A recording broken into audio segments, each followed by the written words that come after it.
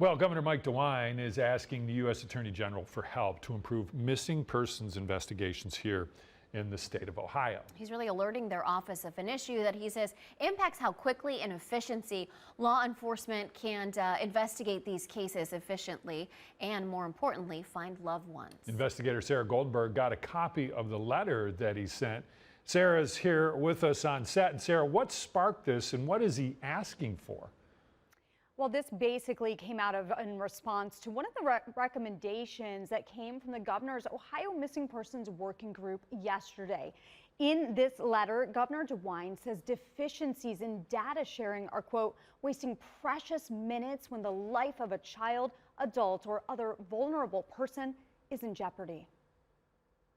Here's the letter Governor DeWine wrote to Attorney General Pam Bondi, asking her office to implement and enforce, quote, a law that went into effect under the previous presidential administration but was not carried out. It's called Billy's Law. When a person is missing, the investigating agency is required to enter the case information into two databases.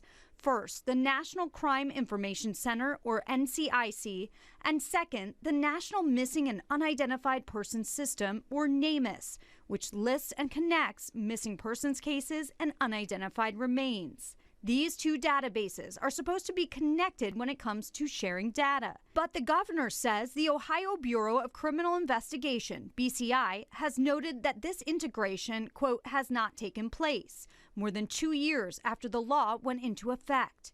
Because of this, he says law enforcement agencies have to separately input the case information into both databases, which is, quote, not only inefficient, but it also causes inconsistencies and potentially errors in case information between those two databases. Governor DeWine and the working group members want to see the information automatically shared between databases to free up time for police to investigate these cases and help the families of the missing. Now, the Ohio Missing Persons Working Group made more than a dozen recommendations to improve missing persons investigations in Ohio, including several possible changes to state law. We'll continue to follow this and let you know what kind of response this letter gets from the Attorney General. Sarah Goldenberg, 19 News.